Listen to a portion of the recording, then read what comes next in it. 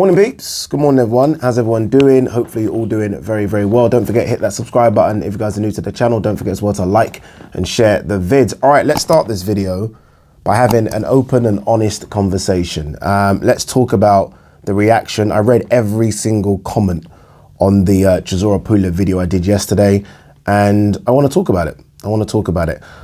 I was kind of umming and ahhing as to whether or not just to leave it alone and just move on and just do more videos, but I want to address it because a few points were made in that video. Some I agree with, and some I'm like, come on guys. Some I'm like, come on people. All right, let's talk about me saying that I think the fight's going to be a decent scrap. I certainly in that video didn't say it's going to be a great scrap. I didn't say it's going to be fight of the year. If this was old Sky Sports, I wouldn't have been saying it's a pay-per-view fight. I just said it's going to be a decent scrap. It's going to be carnage. I know where both fighters are in their careers. I know where Chisora is. I've been lucky enough to be ringside for his last fight against Joseph Parker. I know where Pulev is. Pulev isn't the same fighter he was when he fought Chisora back in 2016. He's not the same fighter back then. Back then, he was definitely a top 10, at worst, top 15. But for me, he was a top 10 heavyweight on the planet. He had only lost once to Vladimir Klitschko, still very much thinking he's going to fight for a world title, win a world title. That was Chisora-Pulev then. Chisora-Pulev now is a different fighter. Back then, best jab in the heavyweight boxing. Fantastic jab. Now, he just likes to have a scrap. Go and watch his last couple of fights. He likes to have a fight. So I thought, you know what? Him versus Chisora, as I said in the video, I think it's going to be a decent scrap because both of them now just fight. There is no boxing to a game plan. There is no using the jab. Chisora barely throws the jab. I think it will be a decent scrap. Now, some of you underneath the video said, Ade, you're wrong. It's going to be a crap fight. That's fine. That's fine. Look, it's either going to be a good fight or a shit fight. I mean, sometimes you can have exceptional fights, right? Those are fights of the year. But most times in boxing, it's a good fight or it's a shit fight. One of us is going to be right? One of us is going to be wrong. I'm going to lean still, even, you know, after looking at your comments, I'm still going to lean towards the, it would be a good fight as opposed to it will be a shit fight. I could be very, very wrong. I've done numerous videos over the years, some predictions way off, some bang on. Some bang on. Like all of you guys have got some things wrong and you've got some things right. Now, if you get it wrong, you just got it wrong. This is boxing, right? If you have an opinion and your opinion's shit, hey, you know what? The next opinion might be right. It's just what it is. What I don't like is that, okay, Ade's a company man for saying this fight's going to be decent. That I can't stand.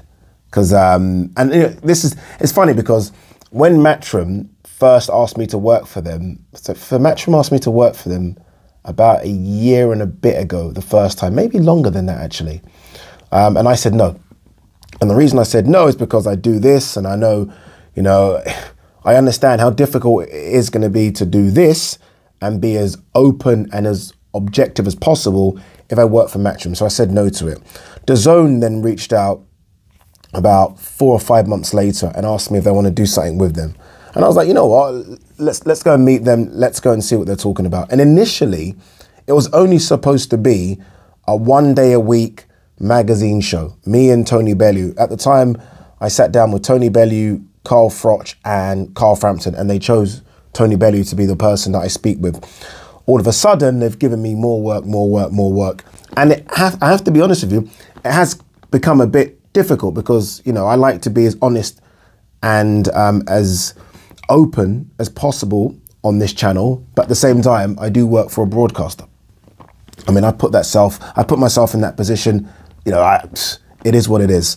I remember speaking to the head of boxing at DAZN, and I was like, look, it's going to be difficult because, you know, I kind of sit on my green chair and people expect me to be honest. My subscribers, you guys expect me to be honest. And he was like, yeah, I get that. It's going to be difficult and you're going to have to see how you navigate that. And I'm still learning. I'm still trying to sort of almost appease everyone. I'm trying to, you know, make sure you guys know that I'm still going to give you honest opinions and I'm still not trying to piss off DAZN and Matchroom. It's difficult. I've only been doing it 9 or 10 months. So you got to give me time to try and almost navigate the murky waters. There's not many people that do it. So there's not many people I can learn from and say, okay, you know, let me watch how they do it. I think the only people that spring to mind is Adam Catchell and Nick Pete. And they would say, especially Adam Catchell would tell you it's difficult. I'm not going to talk about Adam Catchell and how difficult it's been for him, but trust me, it's difficult. But I'm certainly not a company man. And don't say I'm a company man just because I say a fight's going to be decent. I mean, come on. You, like G-Man, obviously you guys know me and G-Man are very close. He left a comment under the video and said, Ade, I disagree with you. I think it's going to be a dull fight because, you know, when they fought back in 2016, it was shit. Or something along those lines. Perfect. Fine. That I can respect that. That's perfect. But to say, Ade, you know, this fight's shit and, you know, you sold your soul, you're now a company man. Guys, come on. What happens in July 9th if the fight's good? What are you gonna do? You're gonna come back and say, oh shit, you know what, Ade, I'm sorry, you're not a company. It's gonna be one or two things. It's either gonna be shit and dull, or it's gonna be carnage. I went with carnage because I feel like, having watched both of these fighters in the last couple of fights, especially Chisora against Parker, he only knows one way to go, that's that way. And Pulev of 2016 is not Pulev now. Pulev now throws the right hand more than he's ever done, and he just comes forward. But look, it's difficult. It's difficult to be in the position I'm in right now. But at the same time, I hated reading those comments. I absolutely hated them. Honestly, I was tempted to take the video down. I was like, fuck it. I've never, ever got so much hate on a video. And I'm thinking, So I remember I even phoned Rob Tebbit. I'm going on and on here now. We'll talk about some of the fights in a second. But I even spoke to Rob Tebbit. You guys obviously know Rob. And I was like, fuck Rob. Like, is it a shit fight? Have I got it completely wrong? Because sometimes you can almost morph into a company man without realizing you're a company man. And he's like, no, he thinks it's a decent scrap. I was like, oh, thank God. And I spoke to a few other people as well, and they're like, no, it's decent scrap. And I was like, oh, okay. Because I was thinking, look, my takes are not as bad as Johnny Nelson, right? Who said Bailey was going to outbox Usyk, or he said another one. I can't remember the fighter that he said is going to knock out Gervonta Davis, and then that fighter then got knocked out in his next fight.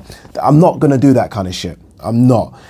You guys might not know this or might not have realized, but if I think a fight's shit, and this is how difficult it's got for me, if I think Matchroom would put on a shit fight, most times I just won't talk about the fight.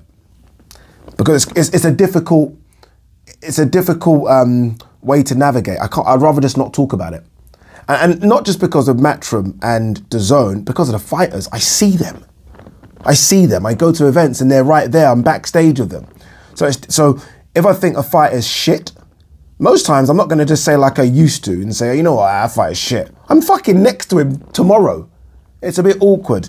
Look, I will be honest and say the Ade pre-working for TalkSport and DAZN and Sky, whatever, obviously that Ade can no longer be. I can't be as brutal as I was, especially for those of you that have watched me with Ryan on Box Talk. I can't be like that anymore, guys. I can't be. And sometimes I'm jealous of the guys that are. When I listen to Hatman and Chris Andre and Punch Perfect and the Undefeated Podcast guys, and I wish I could be like that. I can't be as brutal. And again, there's not many people that are doing what I'm doing in terms of have the YouTube channel, but then also work for the broadcasters. It's very, very difficult, trust me. And I feel like I'm trying my best. And you guys just fucking attacked me. It's not nice. It's not nice, but I wanted to do the video to address it because you guys know we're very open and honest on this channel. And I felt like, yeah, some people said delete the video. I'm like, I ain't deleting the video, or delete comments. I ain't gonna do that shit. But I just wanted to address it because I'm certainly not a company man. No fucking way. And if I ever feel like I'm getting that way, then I've got a decision to make. A difficult one, financially, maybe a damaging one, but I've got a decision to make. But for now, I think I'm still being able to kind of balance the both. What do you guys think? I don't know. Let me know anyway. All right, let's talk about Inoue starching Donaire yesterday. Well done to Top Rank as well for putting it on their YouTube channel. That's nice. That's nice. I mean, a lot of fights now, we have to find ways of paying for them somehow. Some of you I know illegally stream the fuckers, but it's difficult. I didn't watch it live. Unfortunately, I was doing something for TalkSport, but I have watched it. And those fucking gloves that Inoue has, they almost look too small. They almost look too small. Inoue, when he wears those black gloves, forget it. Fucking forget it. He's a killer. And yesterday, he just shows how good he is. Like Donaire, we know is coming to the end, and Donaire will probably call it quits now. But that Inoue, especially when you consider how competitive the first fight was back in, was it 2019? I think it was. Inoue just almost silenced some doubters. There were some that are like, you know what? Not quite sure. His last couple of performances, Inoue just silenced everyone. This guy has serious power. Like that name, the Monster, just seems so right for him. It just works. And I mean, who else? Am I right in thinking? Let me just have a double check about this before I even say it. I don't want to mention it because I might get this wrong. Yeah, I was just thinking, like, who's got the other belt? And the other belt is Paul Butler. Now, this is no disrespect to Paul Butler. I mean, hey, it is what it is. But he will get absolutely starched by Inoue. Starched. Like, there's no chance. There's no chance. And if, like, I know Paul Butler now wants the fight, and rightly so, right? I mean, go for it. Why not? I mean, it's an undisputed fight. You should get paid. Paul Butler's coming to the end now. He's 33. But that fight ain't going more than 3 rounds. No, it's not going more than 3 rounds. Paul Butler will get destroyed by Inoue. Inoue is just too powerful and too fresh for Paul Butler. And then you kind of wonder what Inoue is going to do. Will he go up to 122 pounds? Could he potentially face Stephen Fulton? Obviously, Stephen Fulton's got stuff to do himself in that division. He wants to become undisputed, but that's what everyone's talking about right now. Inoue going up in weight again and trying to become a champion in another weight class. I mean, this is what he's doing. This is how special he is. And him versus Stephen Fulton is a very, very good fight. Very, very big fight. It deserves to be bigger than it will be. But it's a good fight. It's fantastic. 2 guys that are very good boxers. Obviously, we know Inoue's got much more power than Stephen Fulton. I think I said it yesterday, Stephen Fulton's only knocked out 8 of his opponents. Inoue's knocking out everyone. But that's, I guess that for Inoue is what you're aiming for. That's what you're looking at. You're not looking past Paul Butler, but you're already thinking about going up again. And look, when we say going up, I mean, we're not talking about jumps from fucking light heavy to cruiserweight. We're talking about going up 4 pounds. We're talking about going up 4 pounds. And I'm not trying to belittle going up 4 pounds. We're talking about going up from 118 to 122. And even then, from 122 to 126. Again, this is not disrespecting those guys that make those jumps, but these are not big jumps. These are not big jumps. So he'll go up to 122 and he'll be fine at 122. But fingers crossed that fight happens. What else is there to talk about? Let's see if there's any news here.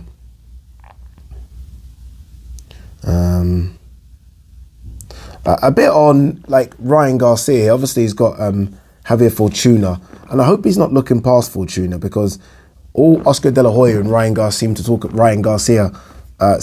about right now is Gervonta Davis. Oscar De La Hoya said he will pay millions and millions and millions for that fight to happen, and he said he's okay doing it as a split pay-per-view, so half, it'll be on DAZN and on Showtime. Let's see. I like that talk. I still don't know if it can happen, but I like the talk. That's a big fight, isn't it? It's a big fight. And I know there'll be some CRB who will say, oh, no one cares about Ryan Garcia. You'll care about Ryan Garcia versus Gervonta Davis. You will. And that's what we want to see. And then the winner of that fight, if Devin Haney's still the champion, then the winner of that fight fights the winner of, fingers crossed, it's not Devin Haney-Kambosos. She fight the winner of Devin Haney versus Vasily Lomachenko. I know it sounds all good to be true, but that's kind of what you want as a boxing fan. We're getting so many undisputed opportunities now. Loads of undisputed opportunities. Think how many, well, there's already, how many undisputeds are there? Well, Josh Taylor was one. Obviously, he's lost the WBA belt, I believe, but he was up until recently undisputed. Jamel Charlo, undisputed. Canelo, undisputed. Fury Usyk, that's close, isn't it? Fulton has to take on Akhmadaliev to become undisputed. Again, I just mentioned Inoue, Paul Butler. There's quite a few undisputed, and I can't ever remember a time in boxing where you were that close to so many undisputed fights. So that's kind of what we want from boxing. Let's see. Donaire here saying that first knockdown, I came up completely blank. Hardest punch I've ever been hit with. It was clean. It was very, very clean. Look at these numbers. These are pretty good numbers. Haney Kambosos averaged 1.3 million viewers, peaked at 1.35 million on ESPN. Good stuff. Usyk here saying Tyson Fury has the right mentality and boxing skills to beat Anthony Joshua. Yeah, he's not wrong. He's not wrong. Tyson Fury does. And right now his confidence is through the roof. What's going on? I'm tired of even talking about this Usyk Joshua thing. Like, what's going on? Like, what is the hold up? I'm so confused as to what the hold up is. Like, normally, if the fight was in the UK, you would say the hold up was, okay, you know, you're looking at potentially where the fight could take place and does it clash with anything, and is that venue being used? The fight's going to be in Saudi Arabia. Like, just announce it, man.